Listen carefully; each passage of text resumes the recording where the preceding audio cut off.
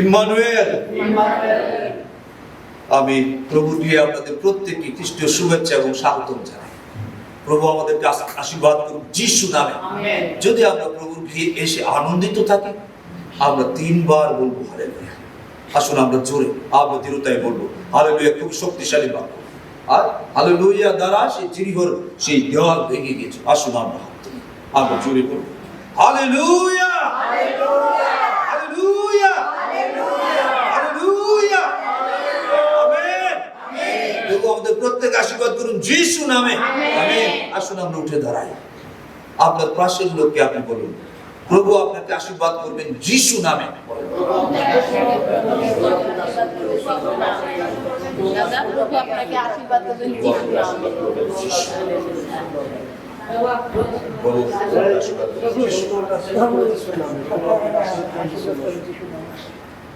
আমরা দাঁড়িয়ে থাকি। আসুন আমরা প্রার্থনা করি যেন পবিত্র আত্মা আমাদের সাহায্য করে, কারণ পবিত্র বিষয়, স্বর্গীয় বিষয় বুঝতে হলে পবিত্র আত্মার সাহায্য প্রয়োজন। আসুন আমরা প্রার্থনা চাই, প্রার্থনা চাই। প্রেমময় স্বর্গীয় মহান ঈশ্বর পিতা, ধন্যবাদ জানাই যে আপনি সর্বশক্তিমান ঈশ্বর, মহাপবিত্র ঈশ্বর, পূর্ণ ঈশ্বর পিতা। আমরা আপনাকে প্রণাম জানাই পিতা। আপনি রাজাদের রাজা, প্রভুদের প্রভু, আয়েম দি আয়েম। প্রভু আমরা আপনার গৌরব করি, প্রশংসা করি, সর্বোচ্চ গৌরব প্রশংসা আপনাকে দেই, আপনাকে পবিত্র রূপে মান্য করি পিতা। পিতা ধন্যবাদ জানাই যে আপনি আমাদের নিমিত্ত আপনার পবিত্র আত্মা দিয়েছেন। প্রভু পবিত্র আত্মা এই সময় বিনতি প্রার্থনা করি, আপনি চারি বায়ু থেকে আইসুন, আমাদের প্রত্যেকের মধ্যে আইসুন, আমাদের কর্ণ খুলে দিন যেন আমরা ঈশ্বরীয় রব শুনতে পারি। আমাদের অন্তর প্রস্তুত করে দিন যেন বাধ্য হৃদয়ে আপনার সেই বাক্য গ্রহণ করে আমরা আশীর্বাদ প্রাপ্ত হই এবং আমরা যেন উত্তম কার্যকারী হতে পারি, সেভাবে সাহায্য করুন। আজকেও জীবন্ত বাক্য বুঝতে প্রভু পবিত্র আত্মা আপনি আমাদের মাঝে প্রকাশিত হন, আপনি প্রকাশ করুন, কার্য করুন। সমস্ত দুর্বলতা, অক্ষমতা, অনীহা দূর হোক যিশু নামে। যিশুর রক্তে স্থানকে আমরা আবৃত করি। পবিত্র আত্মার অগ্নি বাধা করে মুক্ত করুন যিশু নামে। প্রত্যেকে আপনার অনুগ্রহ প্রাপ্ত হোক প্রভু। আপনি সমস্ত কিছুর মধ্যে দিয়ে গৌরবান্বিত হন যেন আমরা প্রত্যেকে জীবন পাই, রক্ষা পাই। প্রত্যেকে আশীর্বাদ করুন, সঙ্গে থাকুন। এই প্রার্থনা নাসরীয় যিশু নামে দয়া করে শ্রবণ এবং গ্রাহ্য করুন। আমেন। আসুন আমরা বসি, প্রভুর উপস্থিতিতে আমরা বসি।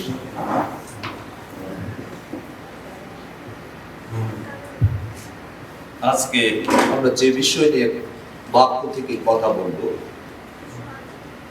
খুবই গুরুত্বপূর্ণ বিষয়। এটা আমাদের খ্রিস্টানদের জন্য, নতুন খ্রিস্টানদের জন্য, পুরাতন খ্রিস্টানদের জন্য, বা শুধুমাত্র খ্রিস্টান পরিবারে জন্মগ্রহণ করুক তাদের জন্য, শুধু নামে খ্রিস্টান না, তাদের জন্য খুবই গুরুত্বপূর্ণ। আজকে আমরা বিশ্বাস সম্বন্ধে কথা বলব। ঈশ্বর আমাদের কাছে কি ধরনের বিশ্বাস দেখতে চান? আসলে কি ধরনের বিশ্বাস দ্বারা আমরা স্বর্গে প্রবেশ করতে পারি? শুধু বললেই হবে না আমি বিশ্বাসী, আমি খ্রিস্টে বিশ্বাসী, মুখে আছে কিন্তু কাজে নাই। প্রভু এই বিষয়ে আমাদের কি বলেন? আমরা যদি ইব্রিয় 11 অধ্যায় 1 পদে, ইব্রিয় 11 অধ্যায় 1 পদে বিশ্বাসের সংজ্ঞা দেওয়া আছে। ইব্রিয় 11 অধ্যায় 1 পদে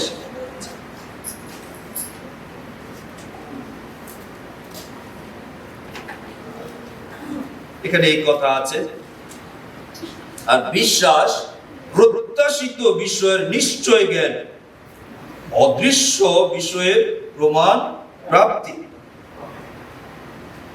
কি বলছে? বিশ্বাস প্রত্যাশিত বিষয়ের নিশ্চয় জ্ঞান, যেটা প্রত্যাশা করছি সেটা নিশ্চয় জ্ঞান করতে হবে। আমি অবশ্যই এটা পাবো, অবশ্যই এটা পাবো। অদৃশ্য বিষয়ের প্রমাণ প্রাপ্তি, যেটা দেখা যাচ্ছে না কিন্তু এটা প্রমাণিত সত্য, এইভাবে গ্রহণ করতে হবে। যেমন ধরুন আমরা বিভিন্ন জায়গায় আছি, ছাত্র ছাত্রী শহরে রয়েছে, বাবা মা বাড়ি অনেক দূরে, ফোনে বাবাকে ফোন দিয়েছে, বাবা আমার হোস্টেলের চার্জের জন্য 5,000 টাকা প্রয়োজন। বাবা বললেন অবশ্যই তুমি 2 দিনের মধ্যে পেয়ে যাবে। ছেলে কি করলো? এই যে বিশ্বাসে বলেছে, এখনো তার হাতে টাকা আসে নাই, সম্পূর্ণ বিশ্বাসে তা গ্রহণ করেছে। সে দোকান থেকে বাকি অন্য জিনিস নিতে শুরু করবে। দোকান থেকে এই তুমি দাও এটা, আর তোমার 2 দিন পরে দিয়ে দিবে। সে কাজ শুরু করে দিয়েছে। এইটা হলো আসল বিশ্বাস। কাজ শুরু করেছে, বিশ্বাস করেছে, কাজ করছে, কাজ শুরু করে দিয়েছে, এবং তার নিশ্চয়তা আছে অবশ্যই সে এটা পেয়ে যাবেই। প্রভু আমাদেরকে এই বিশ্বাস দেখতে চান, এই বিশ্বাস দেখতে চান। আজকে যদি আমরা দেখবো, আমরা যারা এখানে বসে আছি, আমরা কি বিশ্বাস করি কিনা? 1 করিন্থীয় 15 অধ্যায় 3 থেকে 8 পদ থেকে, 1 করিন্থীয় 15 অধ্যায় 3 থেকে 8 পদ পড়ছি। আপনার মনোযোগ সহকারে শুনুন। এখানে সাধু পৌল তার এই পত্র তিনি 55 থেকে 56 খ্রিস্টাব্দে এই পত্র করিন্থীয় মণ্ডলীর বিশ্বাসীদের কাছে লিখেছিলেন। তিনি তার সাক্ষ্য কিরকম দিয়েছিলেন? যে তিনি শাস্ত্র থেকে জেনেছেন, শিখেছেন, শুনেছেন, এবং এখনো অনেক লোক রয়েছে যারা জীবিত, তাদের কাছে যিশু পুনরুত্থিত হয়েছে, সাক্ষ্য দিয়েছেন, দেখা দিয়েছেন। আর এখানে আমরা দেখি অনেক কথা রয়েছে। তিনি পুনরুত্থিত হয়েছেন, 40 দিন পৃথিবীতে ছিলেন, তার শিষ্যদের সঙ্গে দেখা সাক্ষাৎ করেছেন, খেয়েছেন, চলাফেরা করেছেন, এবং আরো 500 অধিক লোকের সাথে তিনি দেখা সাক্ষাৎ করেছেন, বাইবেল বলছে, এখানে বলছে।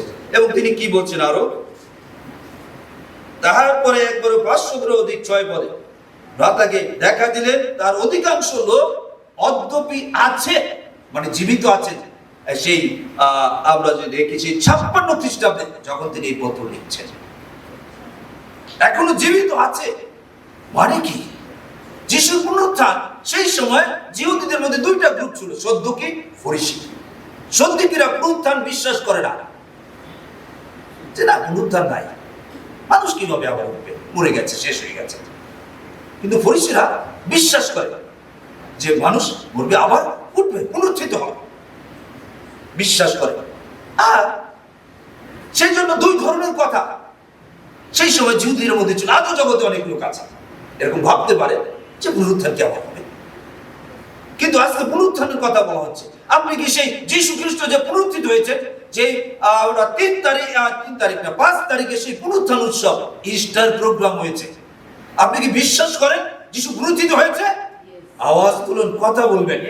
আপনি কি বিশ্বাস করেন? শুধু মুখে বিশ্বাস করলে হবে না।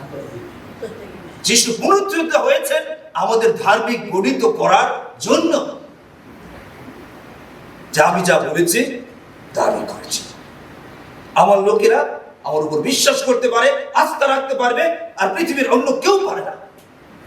যিশু সেটা করেছেন। এখানে দেখলে আপনারা দেখতে পারেন 6 পদে শেষে বলছে, অধিকাংশ লোক অদ্যপি বর্তমান আছে। তিনি যে সাক্ষ্যটা দিচ্ছেন সেই সময়, যে এখনো জীবিত লোকরা আছে যারা যিশুর সঙ্গে পুনরুত্থানের পর দেখা সাক্ষাৎ করেছে, কথাবার্তা বলেছে। যীশু খ্রিস্ট এই জগৎ থেকে চলে গিয়েছেন 33 খ্রিস্টাব্দে। তিনি ক্রুশারোপিত হয়েছে, তাকে বিচারিত করা হয়েছে 6 বার, 3 বার সেই সমস্ত যাজকেরা, এবং 3 বার সেই সরকারি যাজকরা, রোমীয় সম্রাটের যে সমস্ত সরকারি যাজক রয়েছে, এবং প্রধান সেই বিচারক পিলাত, তিনি রোমীয় বিচারক, সে বিচারে করেছে। সে বিচারে তার কোনো দোষ পায়নি, কিন্তু লোকজনকে খুশি করার জন্য তাকে ছেড়ে দিয়েছে। এবং সেই যাজকরা, সাধারণ যাজকরা, তাদের মধ্যে এরকম চিন্তা ছিল, ঈশ্বর পুত্র কখনো হতে পারে না, এবং সেই জন্য তাকে বিচারের সামনে নেওয়া হয়েছে। তিনি বলছেন, তুমি কি সেই পরম ধন্যের পুত্র? তুমি কি সেই খ্রিস্ট? তিনি বললেন, আমি সেই। যিশু সরাসরি উত্তর দিলেন, আমি সেই। শুধু আমাকে এটা না, পরাক্রমের ঈশ্বরের দক্ষিণ পাশে বসে থাকতে দেখবে, এবং পরাক্রমের সহিত মেঘ যুগে আবার আসতে দেখবে। মানে কি বলেছেন? তিনি আবার আসবেন, তিনি জীবিত হবেন।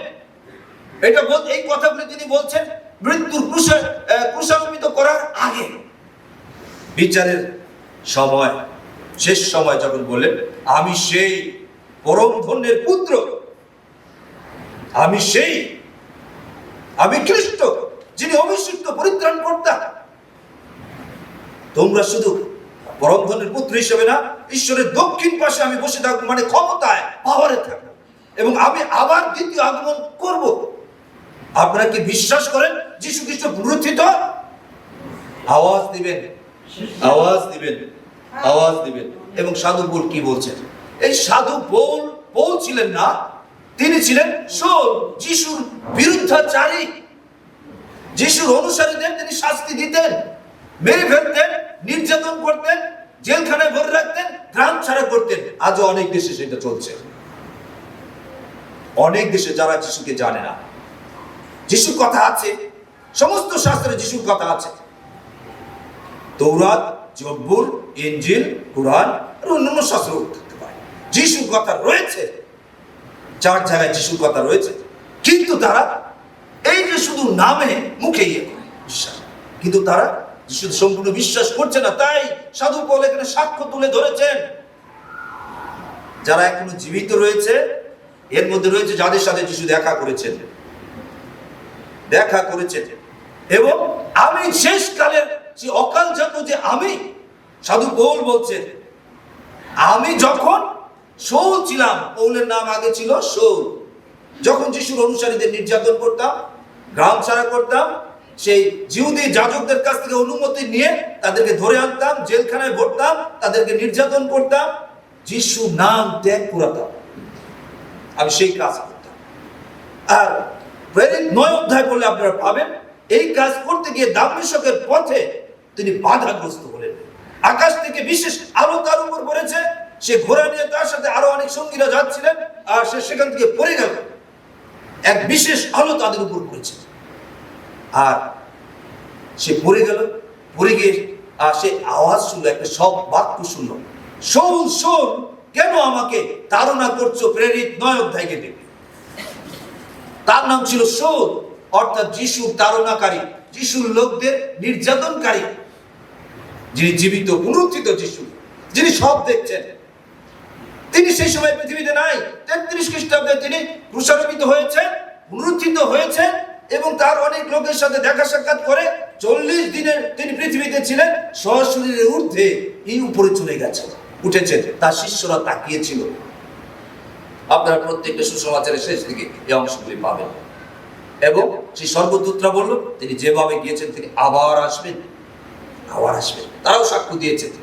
আর প্রেরিত পৌল সেই দিন সেই ঘোড়া থেকে পড়ে যাওয়ার পর আওয়াজ শুনলেন, এক সব বাক্য আসছে, শাউল শাউল, কেন আমাকে তাড়না করছো? তাড়না করছো। তিনি বললেন, আপনি কে? যিশু বললেন, আমি যিশু। সেখানে পাবেন, যিশু তার পরিচয় দিলেন, তিনি জীবিত। এখনো অন্য অন্য ধর্মের শাস্ত্রগুলি বলছে যিশু জীবিত, অনন্তকাল জীবিত, তিনি পুনরুত্থিত হয়েছে। এখন আমরা সেই পুনরুত্থিত যিশুকে বিশ্বাস করি। তিনি যদি পুনরুত্থিত না হতেন, তিনি যে সমস্ত উপদেশ দিয়েছিলেন, যে সমস্ত কথা বলেছিলেন, মৃত্যুর আগে 3 বার আমাকে মরতে হবে, পাপীদের জন্য আমাকে শাস্তি নিতে হবে, পাপীদের পক্ষে আমি 3য় দিবসে পুনরুত্থিত হব। আর তিনি 3য় দিবসে পুনরুত্থিত হয়েছেন। 40 দিন পৃথিবীতে ছিলেন, দেখা সাক্ষাৎ করে আবার সশরীরে তিনি উঠতে গিয়েছেন। যে সিংহাসন থেকে তিনি এসেছিলেন পৃথিবী সৃষ্টির আগে, তিনি আছেন বাক্য হিসাবে, কালাম হিসাবে তিনি ছিলেন। যে কালাম বা বাক্য দ্বারা সমস্ত কিছু সৃষ্টি হয়েছে। আর তিনি যেখান থেকে ঊর্ধ্ব থেকে এসেছিলেন, স্বর্গ থেকে স্বর্গে চলে গেছেন, এবং ঈশ্বরের দক্ষিণ পাশে তিনি বসে আছেন। এই সাক্ষ্য দিচ্ছেন, তিনি শাউলের জীবন পরিবর্তন করে দিয়েছেন। শাউল ছিলেন একটা আইএসএস এর মতো। যারা যিশুকে বিশ্বাস করে তাদেরকে বন্দী করা, মেরে ফেলা, যিশুর নাম অস্বীকার করা। কারণ সে জিহুদি ছিল, তার চিন্তা ছিল শুধু শুধু জিহুদি ধর্মই ঠিক, এবং ঈশ্বর সেই মসির মধ্য দিয়ে কথা বলেছেন। আমরা একজন উত্তম নেতা পেয়েছি, মসি, আর এটাই ঠিক। কিন্তু ঈশ্বরীয় পথে যে যীশু খ্রিস্ট রয়েছেন, পুত্র ঈশ্বর আছেন, যার কথা শাস্ত্রে রয়েছে, ভবিষ্যৎবাণী রয়েছে, তার উপর তারা বেশি গভীরভাবে মনোযোগ করেনি। আমরা যদি দেখতাম সেই বিষয়গুলি আমরা দেখতে পারি। যিশুর সেই শাস্ত্রে যিশুর বিষয়ে সমস্ত লেখা আছে, ভবিষ্যৎবাণীতেও যে যিশু এই পৃথিবীতে আসবেন, কি করবেন? তিনি খ্রিস্ট, অর্থাৎ ঈশ্বরের অভিষিক্ত পাপীদের মুক্তিদাতা, রক্ষাকর্তা। আর কেউ পারবে না, শুধু একজন পাপীদের জন্য পৃথিবীতে স্বর্গ থেকে এসেছেন। তিনি নিষ্পাপ, তিনি পাপীদের মুক্ত করতে পারবেন, রক্ষা করতে পারবেন। যদি আমরা দেখতাম যিশায় 53 অধ্যায়, আপনারা যদি দেখেন সেখানে এই কথা আছে। যিশায় 53 অধ্যায়, আমি 2টা পদ পড়বো, আপনারা আরো দেখবেন পরে। 53 অধ্যায় 5 পদে এই কথা আছে, কিন্তু তিনি, এটা তার জন্য ভবিষ্যৎবাণী।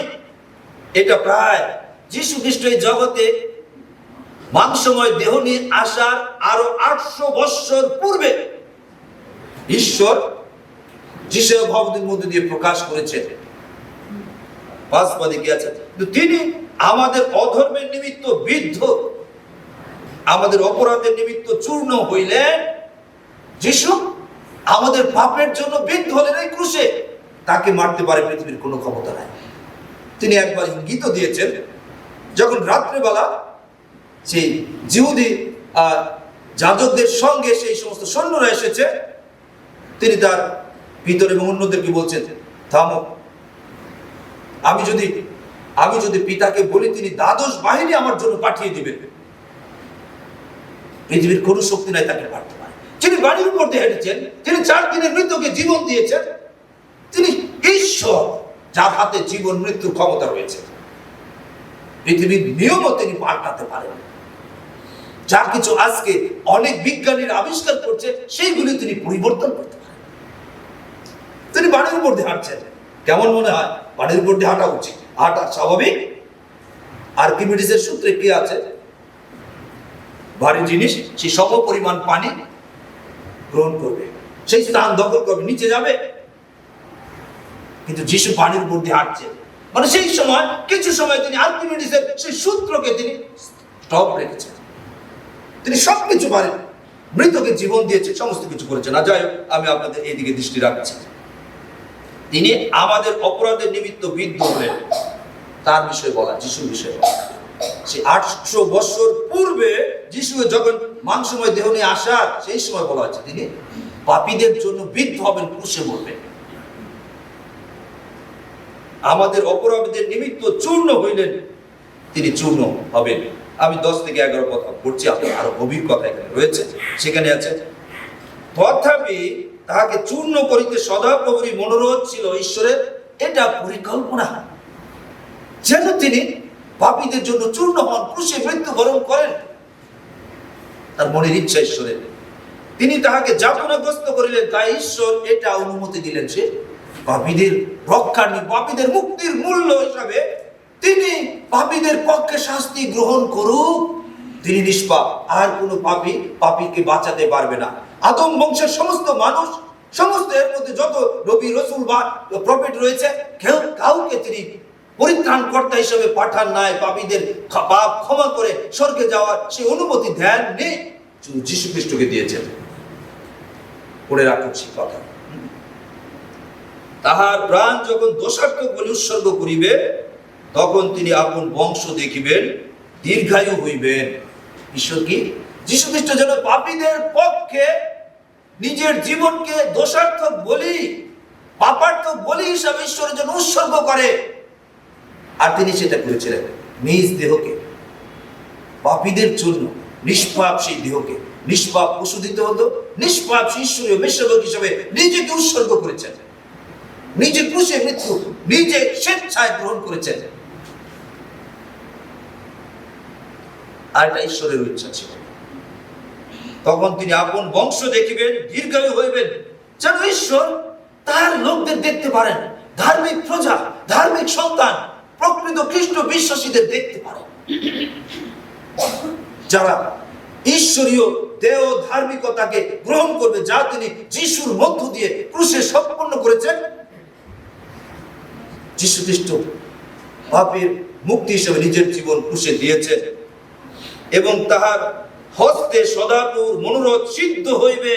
সদাপ্রভু ঈশ্বরের মনের বাঞ্ছা, ইচ্ছা পূর্ণ হবে, যে পাপীরা রক্ষা পাবে যিশু খ্রিস্টের মধ্যে দিয়ে, তিনি যদি জীবন দেন। তাই তার একটাই পুত্র ছিল, একজাত পুত্র, এই পুত্র ঈশ্বরকে তিনি এই জগতে উৎসর্গ করলেন যে তুমি যদি পাপের বেতন মৃত্যু তুমি যদি গ্রহণ করো, তাদের পাওনা মৃত্যু তুমি যদি জীবন থেকে দাও, তুমি তোমার জীবন দিলে তারা পাপ থেকে রক্ষা পাবে। যেটা মার্ক 10:45 সেটা রয়েছে। অনেকের পরিবর্তে আপন প্রাণ মুক্তির মূল্যরূপে তিনি দিতে এই পৃথিবীতে তিনি এসেছেন। আর তিনি এটা ভবিষ্যৎবাণীতে প্রকাশ করেছেন। আমি যেটা আপনাদের কাছে প্রকাশ করলাম, 800 বছর পূর্বে যিশু পৃথিবীতে আসার আগে ঈশ্বর ভগবতী যিশাইয়ের মধ্য দিয়ে এই কথা প্রকাশ করেছেন। এখন এবং বাস্তবতা এখন আমরা যিশু খ্রিস্ট আসার পরে 2026 বছর পরে রয়েছে, 26 বছরের মধ্যে। আর এই সময় সাধু পৌল এই সাক্ষ্যগুলি রাখছেন। তিনি এখন নাই, সাধু পৌলও নাই। সেই শোল যিশুকে দেখার পর তার জীবন যিশুকে উৎসর্গ করলেন। হ্যাঁ, ঈশ্বরীয় পথে আরেকজন রয়েছেন, তিনি যিশু খ্রিস্ট, তিনি ঈশ্বর। আর তিনি তার জীবন যিশু খ্রিস্টকে উৎসর্গ করলেন। হ্যাঁ, আমি তো ভাবতাম আমি যা করছি সেটাই উত্তম পবিত্র কাজ। হ্যাঁ, সেই দিন তিনি তার ভুল পাপ বুঝতে পারলেন, অনুতাপ করলেন, পাপ স্বীকার করলেন, যিশুকে তার ব্যক্তি জীবনের মুক্তিদাতা প্রভু হিসাবে গ্রহণ করলেন, তার জীবন যিশুর জন্য ঈশ্বরীয় কাজের জন্য উৎসর্গ করলেন। তার নাম পরিবর্তন হয়ে রাখা হলো পৌল, সাধু পৌল। আর তারপরে তিনি তার জীবনে প্রভু যিশু বিভিন্ন সময় দেখা দিয়েছেন, কথা বলেছেন, তাকে নিরাপত্তা দিয়েছেন, তাকে দিক নির্দেশনা দিয়েছেন সাধু পৌল। আর আমরা আজকে যদি সেইগুলি আমরা দেখছিলাম, যে যদি আপনারা দেখতেন সেখানেও এই কথা রয়েছে। গীত সংহিতা 22:16 এবং 18 পদেও এই গীত সংহিতায় সাধু দাউদ তিনি যিশু খ্রিস্টের এই পৃথিবীতে আসার 1000 বছর আগে তিনি ছিলেন। তিনি তার মধ্য দিয়ে ঈশ্বর প্রকাশ করেছেন তাকে কিভাবে তিনি মরবেন ইত্যাদি বিষয় প্রকাশ করেছেন। গীত সংহিতা যদি আমরা দেখতাম সেখানে এই কথা আছে।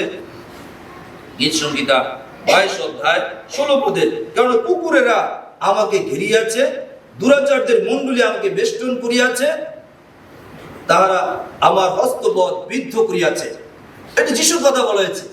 দুরাচারেরা, মন্দ যারা পাপের মধ্যে যুক্ত রয়েছে, যারা পাপীকে সাপোর্ট করে, ওই যে বারাব্বাকে চেয়ে যিনি খুনি খারাপ, যারা খারাপকে চায় তারা খারাপ, যারা মন্দতায় যুক্ত রয়েছে। যিশুকে যখন বিচার করা হচ্ছিল ক্রুশে দেওয়ার জন্য, সেই সময় একজন ডাকাত, একজন টেররিস্ট সে জেলখানায় ছিল, তার নাম বারাব্বা। আর সেই লোকেরা সেই বারাব্বাকে চাচ্ছিল, কারণ যিশু সত্যের পক্ষে কথা বলেন। সেই জেরুজালেমের মধ্যে মন্দতা বিস্তার করতে দেন না, মন্দতার ব্যবসা সমস্ত উল্টে দিয়েছেন। যিশু খ্রিস্টকে জগৎ থেকে সরিয়ে দিলে আমরা মন্দতায় সুবিধা লাভ করতে পারি। সেই সময় যাজকরা সেই চিন্তা ছিল, আর তারা সেটা করছিলেন। তাই এখানে বলা হচ্ছে ভবিষ্যৎবাণীতে 1000 বছর আগে দাউদের মধ্যে দিয়ে প্রকাশ করা হয়েছে যে দুরাচাররা যারা কুকুরের মতো তার চারিদিকে ঘিরবে, যে তাকে ক্রুশে দিয়েই আমরা শান্ত হব। তাদের চিন্তা সেটা ছিল, কিন্তু ঈশ্বরের পরিকল্পনা ছিল তুমি ক্রুশে মরবে। তাদের চিন্তা মতো না, ঈশ্বরের পরিকল্পনাই ছিল তুমি ক্রুশে মরবে। তুমি মরলে তোমার ক্রুশীয় মৃত্যু দ্বারা পাপীরা রক্ষা পাবে। তুমি পাপীদের পক্ষে পাপার্থক বলি তুমি সেই ক্রুশে উৎসর্গ করতে চলেছ। ঈশ্বরের এটা ছিল। আর এইটাকে যারা বিশ্বাস করবে তারা পাপের ক্ষমা পাবে। এবং যিশু পুনরুত্থান দ্বারা কি করলেন, সেটা যারা বিশ্বাস করেছে তাদের ধার্মিক গণিত করলেন। তোমরা যারা বিশ্বাস করেছ আমি পুনরুত্থিত হই, মৃত্যুর কোনো ক্ষমতা নাই আমাকে আটকে রাখতে পারে। তার তিনি পুনরুত্থান দ্বারা সেটা করলেন, জানালেন, প্রচার করলেন, থাকলেন। এবং তিনি যে সত্য, তা যা বলে গেছেন তা সত্য ঘটবে, অবশ্যই হবে, প্রকাশ করলেন। আজও পৃথিবীর কোন শক্তি সেটাকে মুছে ফেলতে পারেনি। যদিও যিশুর বিরুদ্ধে শয়তান বিভিন্ন রকমের চক্রান্ত ষড়যন্ত্র করছে, কিন্তু যিশু খ্রিস্ট যে জীবিত, অনন্তকালীন জীবিত, এর বিরুদ্ধে কাজ করতে পারছে না, মুছে ফেলতে পারছে না।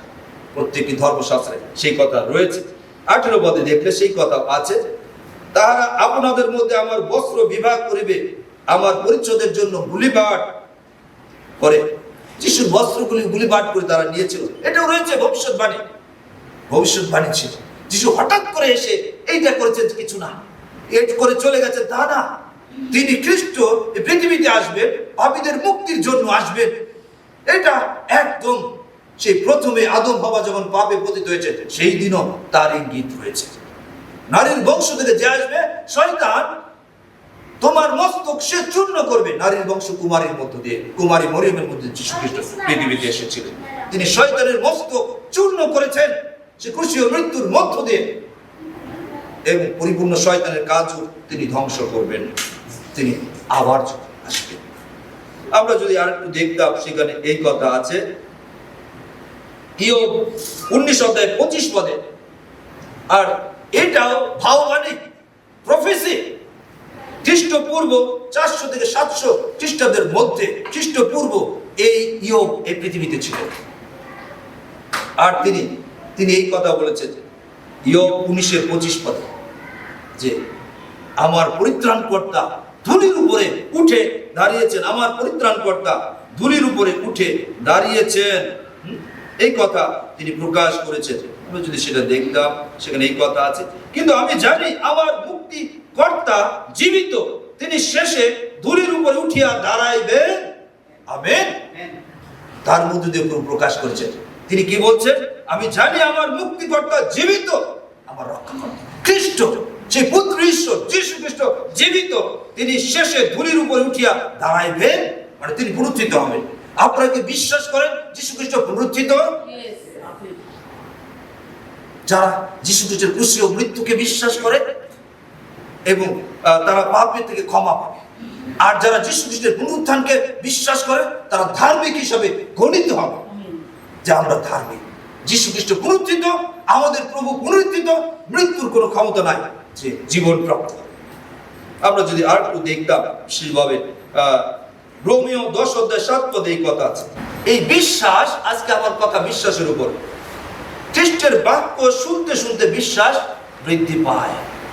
খ্রিস্টের বাক্য শোনার মধ্য দিয়ে বিশ্বাস বৃদ্ধি হয়। বিশ্বাস এমনি আসে না, তাকে তার বাক্য, খ্রিস্টের বাক্য শুনতে থাকলে তাদের মধ্যে বিশ্বাস বাড়বে। আর একইভাবে যদি আমরা আরেকটু দেখি লুক 17:5 আর প্রেরিতরা, যিশুর যারা শিষ্যরা ছিল তারা কি বলছেন? আর প্রেরিতরা প্রভুকে কহিলেন আমাদের বিশ্বাসের বৃদ্ধি করুন। আগে কি রকম আমাদের প্রার্থনা করতে হবে। আমরা যা কিছু দেখি ধরি তার উপর বিশ্বাস করি, কিন্তু সেই যিশুকে আমরা আমাদের সময় পুষে দেওয়া হয় না।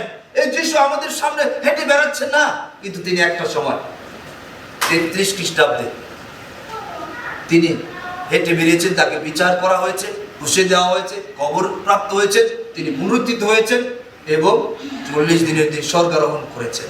এখন তিনি স্বর্গের সিংহাসনে দক্ষিণ পাশে ক্ষমতায় রয়েছেন। আবার পরাক্রমের সহিত আসবেন, আবার মেঘুরতে তিনি আসবেন।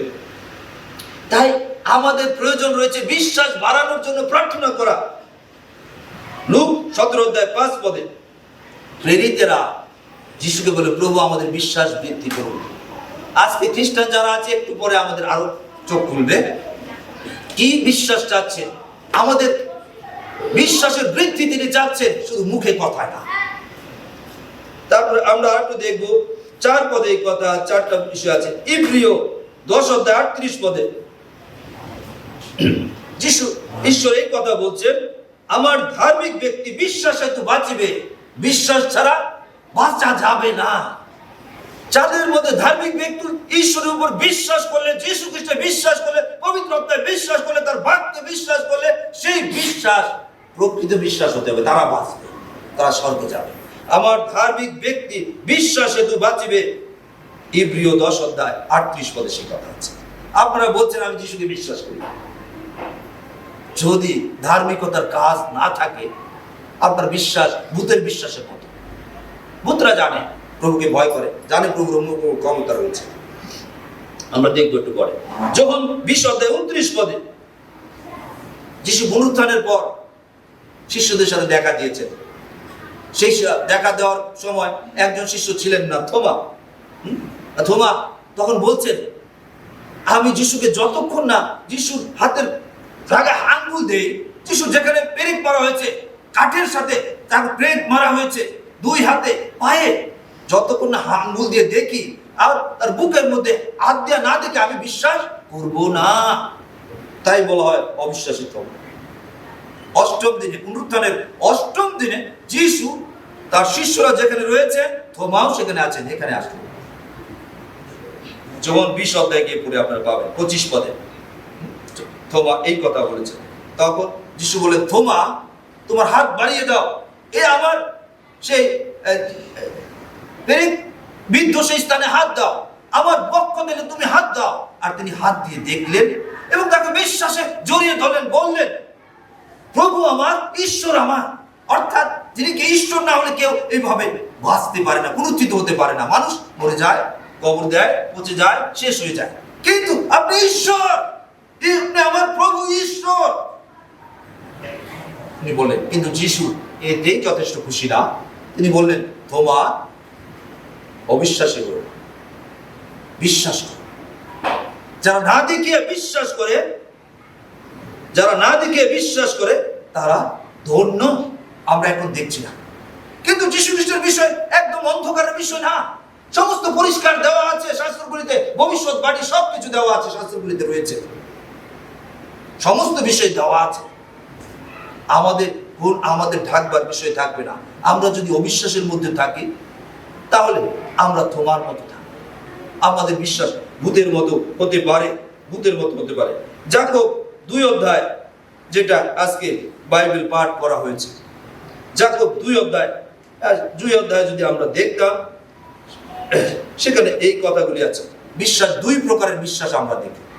একটা হলো মৃত বিশ্বাস, আর একটা হলো সিদ্ধ বিশ্বাস বা রিয়েল বিশ্বাস। মৃত বিশ্বাস, যে বিশ্বাসে কোনো কাজকর্ম থাকবে না, খালি মুখের মধ্যে থাকবে, কথায় বার্তায়, কাজ নাই, সেটাকে বলা হচ্ছে মৃত বিশ্বাস। বা সেটা ভূতের বিশ্বাস। ভূতেরাও কিন্তু বিশ্বাস করে, কে কে কোন ক্ষমতায় আছে তাদেরকে ভয় করে, তাদেরকে নির্ভর, তাদের সময়। কিন্তু ভূতদের কাজ, মন্দ আত্মাদের কাজ অন্য, ঈশ্বরের বিরুদ্ধে, মানুষের বিরুদ্ধে রয়েছে। যাকব 2 অধ্যায় 19 পদে, যাকব 2 অধ্যায় 19 পদে যদি দেখতেন, তুমি বিশ্বাস করিতেছ ঈশ্বর এক, ভালোই করিতেছ, ভূতেরাও তাহা বিশ্বাস করে ও ভয়ে কাঁপে। ভূতেরা কি করে? ঈশ্বর এক জানে, বিশ্বাস করে, ভয়ে কাঁপে। একইভাবে যিশু যখন পৃথিবীতে চলছিলেন তখন ভূত কেঁপেছিল। আমরা যদি সেটা দেখতাম, সেখানে আছে ভূতেরা কেঁপে উঠেছে। লূক 8 অধ্যায় 28 পদে, গেরসিনা অঞ্চলে একজন পাগল ব্যক্তি কবরে থাকতেন। তার মধ্যে বাহিনী অনেকগুলি মন্দ আত্মা, ভূত তার মধ্যে ছিল, তার মধ্যে প্রবেশ করেছে। আর এদের নির্যাতনের কারণে সে ঘরে থাকতে পারত না। সে উলঙ্গ কবর খোলায় থাকত, চিৎকার করতো, শরীর কাটতো, তাকে শিকল দিয়ে বেঁধে রাখা যেত না। আর যখন দেখলেন যিশু ওই রাস্তা দিয়ে যাচ্ছে, তিনি দৌড়ে এসে তার উবুর হয়ে তার পায়ের কাছে বললেন, যে আমি জানি আপনি ঈশ্বর পুত্র, আমাদের সময় আসার আগে আমাদের শাস্তি দিবেন না। তারা সবই জানে, ভূত তাদের মধ্যে থেকে ভূত কথা বলছে। মানুষ যা বুঝতে পারেন, কিন্তু মন্দ আত্মারা সব জানে। যীশু খ্রিস্টকে জানে যে তিনি ঈশ্বর পুত্র, তিনি জীবিত, তার কাছে সমস্ত ক্ষমতা রয়েছে, পাওয়ার তার কাছে, স্বর্গের পৃথিবীর সমস্ত কর্তৃত্ব তার কাছে, বিচারের ক্ষমতা তার কাছে রয়েছে। আর সেই ভূত তাদের মধ্যে দিয়ে কথা বলছেন, যা আমরা বাহিনী তার মধ্যে রয়েছে। জানেন যে যিশুর সেই ক্ষমতা রয়েছে ভূতদেরকে, মন্দ আত্মাদেরকে তাড়িয়ে দেওয়ার জন্য। তারা বললেন, আমাদেরকে শূকরের মধ্যে পাঠিয়ে দিন। আর যিশু তাদেরকে পাঠিয়ে দিলেন শূকরের মধ্যে। আর সেই লোক ভূত মুক্ত হলো, সুস্থ হলো, আর প্রভু অনুসরণ করলো, প্রভুর পথে চলতে থাকে। ভূত মন্দ আত্মারাও প্রভুকে বিশ্বাস করে যে প্রভু আছেন, কিন্তু তাদের কাজগুলি একই রকম না। যখন 10 অধ্যায় 10 পদে যদি দেখেন, মন্দ আত্মা বা শয়তানের কাজ কি, সেখানে আছে চুরি, বধ, বিনাশ এবং মানুষকে মন্দতার মধ্য দিয়ে নরকে নিয়ে যাওয়া। এটা হলো মন্দ আত্মাদের কাজ। তারা কিসের জন্য আসবে? ধ্বংস করার জন্য, মানুষ যেন বিনষ্ট হয়, সেই নরকে যায়, পাপের মধ্যে থাকে, পাপের মধ্যে দিয়ে আনন্দ করে, টাকা পয়সা গাড়ি বাড়ি নিয়ে পাগল হয়ে থাকে, প্রভুকে স্মরণ করতে না পারে। তাদের বিশ্বাসী জীবনে যেন কার্য না থাকে, তারা যেন জগতের কার্য করে, টাকা পয়সা গাড়ি বাড়ি সয় সম্পদ স্বামী স্ত্রী সন্তান নিয়ে পাগল থাকে। এটার পেছনে শয়তান থাকে, এটার পাশে শয়তান থাকে। শয়তান চায় যেন মানুষ ধ্বংস, যেন স্বর্গে যেতে না পারে। তাই এখানে যদি আমরা দেখতাম সিদ্ধ বিশ্বাস বা কার্যযুক্ত বিশ্বাস এর প্রয়োজন, আমরা একটা দুইটা উদাহরণ এখানে রয়েছে, আমরা দেখি। যদি যাকব 2:15-16 পদে যে এখানে বলা হয়েছে, এক ভাই বা বোন রাত্রে আপনার কাছে আসলো, আপনার ব্যবস্থা আছে, আপনি ভালো চলতে পারছেন, এসে বলল, খালি শরীরে আসলো, বলল আমার সারাদিন আমি খাই নাই। আপনি যদি মুখে বলেন তোমার মঙ্গল হোক, তুমি শান্তিতে ঘরে যাও, তার কি শরীর উষ্ণ হবে? কাপড় দিলে শরীর গরম হবে, খাবার দিলে তার পেট শান্তি পাবে। আর এমনি এমনি হবে মুখের কথা না, তার পেটও ভরবে না, তার শান্তি হবে না। এটা মুখের শুধু এমনি কথা, ভূতের কথার মতো, এটা মৃত বিশ্বাস। যখন আমরা এই ধরনের কথা বলি, হ্যাঁ যিশু পরিত্রাণকর্তা, যিশু মুক্তিদাতা, আমি যিশুকে বিশ্বাস করি, কিন্তু সেই কাজগুলি করি নাই, বিশ্বাসের কাজ এবং যিশুকে বিশ্বাস করে যিশু আমার কি দায়িত্ব দিয়েছেন সেইগুলির সাথে যুক্ত নাই, তখন এটাকে বলা হবে ওই রকম, ওই যিশুকে খুশি করার মতো। নিকোদিমও যিশুকে খুশি করতে চেয়েছিল। যিশু কি বলেছে? আমি সত্য সত্য বলছি, যদি নতুন জন্ম প্রাপ্ত না হও, তুমি স্বর্গরাজ্য দেখতেও পাবে না। মানে যিশু খ্রিস্টকে যদি বিশ্বাসে পরিত্রাণ করতে আসবে গ্রহণ না করো, পাপের ক্ষমা তুমি মাপ নাও, তুমি স্বর্গরাজ্যে প্রবেশ করা তো দূরের কথা, স্বর্গরাজ্য দেখতেও পাবে না। তাই প্রকৃত বিশ্বাস প্রভু আমাদের কাছে চান। তাই একই রকম ভাবে যদি কেউ খালি পেটে আমার কাছে এসে বলে আমার খাবার নাই, আমি সারাদিন খাই নাই, আপনি বললেন তুমি শান্তিতে ঘরে যাও, তোমার মঙ্গল হবে? তার পেট ভরবে? আর উত্তর দিবেন, কথা বলবেন না, না, তার জন্য খাবারের ব্যবস্থা করে দিতে হবে। তার জন্য মঙ্গলের কথা পাশাপাশি খাবারেরও ব্যবস্থা করে দিতে হবে। আর যদি না দেয়, আমি খুব শান্তির সুন্দর কথা বললাম, তো কাজ হবে না। একই রকম যিশুকে বিশ্বাস করলাম, যদি আমাদের কাজ না থাকে, একই রকম আমি ধার্মিক গণিত না, ধার্মিকতার কাজ, প্রভু যিশুদের ধার্মিকতার কাজ থাকতে হবে। একই রকম ভাবে 24 পদে যদি আমরা দেখতাম, বা যাকব 2:21 পদের দিকে থাকবে, অব্রাহাম কর্মযুক্ত বিশ্বাস দ্বারা ধার্মিক গণিত হলে, অব্রাহামের রেফারেন্স দেওয়া হয়েছে। অব্রাহাম কিভাবে বিশ্বাসী হলে এবং ধার্মিক গণিত হলে, যখন তাকে বলা হয়েছে বৃদ্ধ বয়সে, ওই যে আজকে সকালে যেটা বলা হয়েছে, সারার মধ্য দিয়ে 25 বছর পরে সে অদ্বিতীয় সন্তান, মানে সেই প্রতিজ্ঞাত সন্তান ইসহাককে পেয়েছে। ঈশ্বর বললেন তোমার সেই সন্তানকে আমার জন্য উৎসর্গ করো। মরিয়া দেশের এক নির্দিষ্ট পর্বত দেখালেন, সেখানে গিয়ে বেদি করো এবং সেখানে তোমার সন্তানকে উৎসর্গ করো, সেই ইসহাককে। তিনি কি চুপ করে বসেছিলেন? ঈশ্বর বলছে আমি কি, আমি ঈশ্বর তোমাকে বিশ্বাস করে চুপ করে বসেছিল না। সে তার সন্তানকে নিলেন, কাঠ নিলেন, আগুন নিলেন, চলছে এবং সেখানে নির্দিষ্ট জায়গায় গিয়ে সন্তানকে বেঁধে ফেললেন, হাত বেঁধে সেই বেদির উপর রাখলেন, এবং যখন সে খড়গ খুললেন, সেই সন্তানকে উৎসর্গ করবেন প্রভুর জন্য। স্বর্গদূত থামালেন, ঈশ্বর দেখলেন যে সে প্রকৃতভাবে আমাকে বিশ্বাস করে, সে কাজ করেছিল, প্রভুকে যে বিশ্বাস করে তার প্রমাণ সে দিয়েছিল, সে সেখানে গিয়েছে। আর এর জন্য ঈশ্বর তাকে বন্ধু আখ্যা দিয়েছিলেন, ধার্মিক গণিত বললেন এই সেই কাজের দ্বারা। যদি শুধু বিশ্বাস করে বসে থাকতেন তাহলে না। তারা ভুলও করেছিলেন, এর আগে তাদের দাসীর মধ্য দিয়ে তারা সন্তান পেয়েছিলেন, ঈশ্বর এটা বলে নাই, কিন্তু ঈশ্বর তাদের জন্য তাদেরকে আশীর্বাদ করেছেন। কিন্তু ঈশ্বরের প্রতিজ্ঞাত সন্তান, যার মধ্য দিয়ে পৃথিবীর সমস্ত গোষ্ঠী আশীর্বাদ প্রাপ্ত হবে, তিনি সেই ইসহাক। আদি পুস্তক 22 অধ্যায় সেই বিষয়টি রয়েছে, আপনারা দেখতে পাবেন সেখানে রয়েছে। তাহলে আমরা দেখছি যে অব্রাহাম কি প্রযুক্ত আশীর্বাদ পেয়েছে? আমরা যদি আর একটু দেখবো, কার্য প্রযুক্ত আশীর্বাদ পেলেন 21 পদে। আমি পাঠ করছি। আমাদের পিতা অব্রাহাম কর্মহেতু অর্থাৎ যজ্ঞ বেদীর উপরে আপন পুত্র ইসহাক উৎসর্গ করণ হেতু কি ধার্মিক গণিত হইলেন না? ধার্মিক গণিত হলেন কাজ করার মধ্য দিয়ে। ঈশ্বরে বিশ্বাস করো, কাজের মধ্য দিয়ে দেখাও।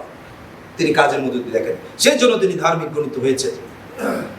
এই 24 পদে কথা, তোমরা দেখিছো কর্ম হেতু মনুষ্য ধার্মিক গণিত হয়, শুধু বিশ্বাস হেতু নয়। শুধু আপনার বিশ্বাস আছে, কাজ নাই, তাহলে আপনি পরিত্রাণ প্রাপ্ত হবেন না যিশুকে বিশ্বাস করলেও। আর এরপরেও কাজ রয়েছে, অনুতাপ সহকারে সেই কাজগুলি করতে হবে। আপনাকে অন্তর থেকে যিশুর কাছে সমর্পিত হতে হবে।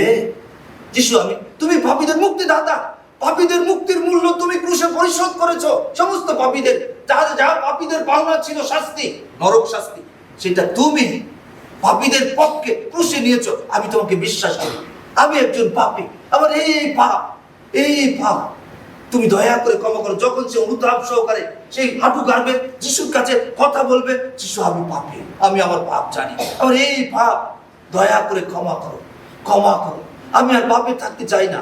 তুমি ঈশ্বরীয় মেশাবো, তোমার ঈশ্বরীয় রক্তে আমাকে ধৌত করো। আমি তোমাকে বিশ্বাস করি, তুমি পাপীদের মুক্তিদাতা, তুমি আমার জীবনের প্রভু হও। আমার নাম সেই মেশাবকের জীবন পুস্তকে রাখো, ঈশ্বরের খাতায় রাখো। আমাকে পাপ থেকে রক্ষা করো। সে যখন অন্তর থেকে হাঁটু করে তার কাছে কথা বলবে, সেইগুলি বলবে, সে পাপের ক্ষমা পাবে। সে পাপের ক্ষমা পাবে অন্তর থেকে। পাপের ভয়ানক শাস্তি, অনন্ত নরক সম্বন্ধে সচেতন সাবধান হয়ে বলবে। যিশু জানেন পাপের ভয়ানক শাস্তি, অনন্ত নরক, সেই আগুনের ভয়ানক শাস্তি থেকে বাঁচানোর জন্য যিশু সৃষ্টিকর্তা, তাকে ছাড়া কোনো সৃষ্টিও হয়নি। তিনি তাই সৃষ্টির শ্রেষ্ঠ মানুষকে রক্ষার জন্য তিনি পৃথিবীতে মানুষের আসলেন এবং তিনি তাদের পক্ষে শাস্তি নিয়েছেন। এখন যে কেউ তাকে বিশ্বাস করবে এবং সেই কার্য করবে, তুমি ক্রুশে পাপীদের জন্য মরেছ, আমি আমার পাপ জানি, আমার এই পাপ, দয়া করে আমাকে ক্ষমা করো। আমি দুঃখিত, অনুতপ্ত হয়ে তার কাছে পাপের জন্য পাপগুলি স্বীকার করবে, আমি এই পাপ করেছি, আমি চুরি, ব্যভিচার, মন্দতা, চালাকি, চাতুরি, দুষ্টতা যুক্ত ছিলাম। তুমি একমাত্র জগতের পরিত্রাণ কর্তা, আমার এই পাপ ক্ষমা করো।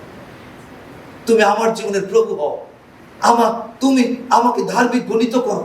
যারা এটা বিশ্বাস করবে, যিশুর পুনরুত্থানও বিশ্বাস করবে, তার বাক্যে শিক্ষা অনুসরণ, তারা পাপের ক্ষমা পাবে। ওই যে কাজ, যদি এটা না করে শুধু শুনলেন, চলে গেলেন যিশুর কথা, আপনি পরিত্রাণ প্রাপ্ত না। অনেক বন্ধুরা অনেক কিছু জানে, অনেক ব্যক্তিরা যিশুর বিষয়ে অনেক ইতিহাস জানে, তারা পরিত্রাণ প্রাপ্ত না। যে অন্তর থেকে তা স্বীকার করে যিশুকে তার ব্যক্তি জীবনের মুক্তিদাতা প্রভু হিসাবে গ্রহণ করবে, তার পাপ অনুতাপ স্বীকার করবে, তারা ক্ষমা পাবে। যদি আপনারা আজকে সে প্রকৃত বিশ্বাস হিসাবে কাজ করে না থাকেন, খ্রিস্টান হিসাবে যারা অনেক দিনের পুরাতন খ্রিস্টান এবং যারা নতুন খ্রিস্টান এবং যারা প্রভুকে পরিত্রাণ করতে গ্রহণ করতে চান, আপনারা উঠে দাঁড়ান। আসুন আমরা উঠে দাঁড়ান। কারণ বাইবেল বলে পরিত্রাণের জন্য অন্তরে বিশ্বাস করা এবং মুখে যিশুকে প্রভু হিসেবে স্বীকার করা গুরুত্বপূর্ণ। আপনারা কি যিশু সেই খ্রিস্ট এবং একমাত্র পরিত্রাণকর্তা, তিনি যে বলেছেন আমি পথ সত্য জীবন, আমার দিয়া না আসলে কেউ ঈশ্বরের কাছে আইসে না। আপনারা কি বিশ্বাস করেন? আপনারা মুখ খুলবেন, চোখ বদ্ধ করুন। আপনি কি বিশ্বাস করেন যে যিশু একমাত্র জগতের পরিত্রাণকর্তা? মুখেও স্বীকার করতে হবে, অন্তরে বিশ্বাস করতে হবে, মুখ দিয়েও স্বীকার করতে হবে, পরিত্রাণের জন্য স্বীকার করতে হবে এবং তার কাছে অনুতাপ সহকারে পাপ স্বীকার করতে হবে। যদি আপনি আপনার জীবন যিশুর কাছে সমর্পণ করেন, এর মধ্যে যে আপনি ঈশ্বরের সন্তান হন। তাই খ্রিস্টানরা ঈশ্বরকে পিতা বলে সম্বোধন করে, ঈশ্বরের সন্তান। আপনি ঈশ্বরের সন্তান হতে পারেন, এই সুযোগ সবার জন্য খোলা রয়েছে। আপনি এই কাজ করতে হবে, অনুতপ্ত হৃদয় নিয়ে যিশুকে আপনার অনুরোধ করতে হবে যে যিশু তুমি খ্রিস্ট, আপনি শুনুন, তারপরে প্রার্থনা চাবেন। তুমি খ্রিস্ট, আমি তোমাকে বিশ্বাস করি, তুমি পাপীদের পাপ ক্ষমাকারী মুক্তিদাতা। আমি পাপী, আমার প্রতি দয়া করো, আমার এই পাপ তুমি ক্ষমা করো, আমি আর পাপে থাকতে চাই না, তুমি আমার জীবনের প্রভু হও, আমার নাম স্বর্গের বা বেহেশতের খাতায় তুমি লেখো। তুমি আমার জীবনের মুক্তিদাতা প্রভু, আমি তোমাকে বিশ্বাস করি, অন্তর থেকে বিশ্বাস করি, এই কথা স্বীকার করতে হবে। আপনি যদি যিশুকে বিশ্বাস করে থাকেন, আপনি প্রভু চোখ বন্ধ করুন, হাত তুলুন, আপনি এই প্রার্থনা করুন, অনুতাপ সহকারে আপনার পাপের জন্য দুঃখার্ত হন। প্রভু, আমি জেনে না জেনে পাপ করেছি, তুমি আমাকে ক্ষমা করো। আমি দুঃখিত প্রভু পাপের জন্য, কারণ পাপের ভয়ানক শাস্তি সেই নরক, আমি সেই নরকে যেতে চাই না। আপনি স্বীকার করুন, প্রভুর কাছে বলুন, তাহলে রক্ষা পাবেন। এটা আপনার কাজ। এটা যদি না করেন, আপনি পাপ থেকে ক্ষমা পাবেন না। আপনি কার্য করুন, মুখ থেকে অন্তর থেকে আপনি আপনার পাপের জন্য ক্ষমার জন্য যিশুর কাছে স্বীকার করুন, যিশু তুমি পাপীদের মুক্তিদাতা। আমার এই পাপ, আমি পাপের মধ্যে আছি, আমার জীবনে কার্য ছিল না প্রভু, আমার বিশ্বাস অনেকটা ভূতের মতো ছিল, দয়া করে ক্ষমা করো, ক্ষমা করো প্রভু। প্রভু, যেন আমরা কাজের মধ্য দিয়ে, ধার্মিকতার কাজের মধ্য দিয়ে আমরা যেন তোমার আশীর্বাদ প্রাপ্ত হই, আমরা তোমার সিদ্ধ বিশ্বাসে পরিণত হই, তোমার আশীর্বাদ স্বর্গরাজ্যের সন্তান হিসেবে পিতা তোমার ধন্যবাদের পাত্র হই। সাহায্য করুন প্রভু, আমাকে ক্ষমা করুন। আপনি অন্তর থেকে আপনার পাপ প্রভুর কাছে স্বীকার করুন, যিশুর কাছে বলুন, যিশু আমি দুঃখিত, আমি তোমার বিষয়ে শুনেছি, তুমি পাপীদের মুক্তির মূল্য তুমি ক্রুশে পরিশোধ করেছো, জঘন্যতম সেই মৃত্যু গ্রহণ করেছো।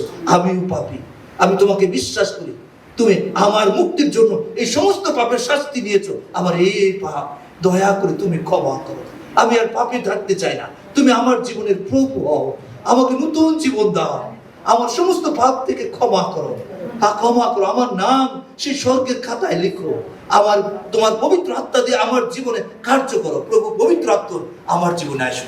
আপনি প্রার্থনা করুন, প্রভু যিশু তুমি আমার জীবনে প্রভু হয়ে থাকো, আমি আর আমার জীবন চালাবো না মন্দতায়, কিন্তু তুমি আমার জীবনে প্রভু হও, আমাকে পরিচালনা দাও, আমাকে রক্ষা করো। আপনি প্রার্থনা যদি এই প্রার্থনা অন্তর থেকে করে থাকেন, এটা আপনার বিশ্বাসের কার্য, আপনি রক্ষা পাবেন, আপনি ঈশ্বরের চোখে ধার্মিক গণিত হবেন। তারপরে ধার্মিকতার কার্য, যিশুকে বিশ্বাস করার মধ্য দিয়ে আমাদের সমস্ত পাপের ক্ষমা হয়। মনে রাখবেন, কেউ কিছু বলুক, শয়তানের কোনো পাপের ক্ষমতা নাই আপনার পাপ থেকে আপনাকে সেই নরকে নেওয়ার। কারণ আপনি সেই ঈশ্বর যিশু খ্রিস্টকে বিশ্বাস করেছেন, যাকে দেখে শয়তান ভূতেরা ভয়ে কাঁপে। আপনি সেই যিশু খ্রিস্টকে বিশ্বাস করেছেন, যিশু খ্রিস্টের নামের গুণে সমস্ত পাপের ক্ষমা হয়। আপনার সমস্ত পাপের ক্ষমা হয়েছে, আপনি ধার্মিক হয়েছেন, ঈশ্বরের সন্তান হয়েছেন। আপনি এখন থেকে ঈশ্বরকে পিতা বলেও ডাকতে পারেন। আপনি প্রার্থনা করুন, প্রার্থনা করুন। প্রভু আপনাদের আশীর্বাদ করুন যিশু নামে।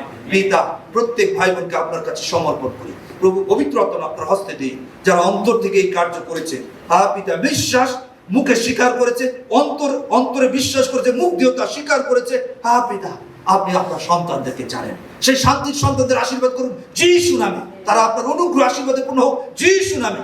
পিতা, তারা প্রকৃত বিশ্বাস হিসেবে আপনার ধন্যবাদের পাত্র হোক, তাদের জীবনে বিশেষ পরাক্রম কার্য ঘটুক যিশু নামে। পিতা, তারা সুস্থ মুক্ত হোক যিশু নামে। পিতা, আপনার দয়া দিয়ে প্রত্যেককে আবৃত করুন, প্রত্যেকের সঙ্গে থাকুন, আশীর্বাদ যুক্ত করুন। পিতা, এই মন্দ জগতে আমাদের প্রত্যেককে আপনি সুরক্ষা দিন, রক্ষা করুন, আমাদের জীবন আপনি নিয়ন্ত্রণ পরিচালনা দিন, সঙ্গে থাকুন। এই সমস্ত বিনতি প্রার্থনা স্বর্গীয় পিতা নাসরত যিশু খ্রিস্টের নামে দয়া করে শ্রবণ এবং গ্রাহ্য করুন। আমেন।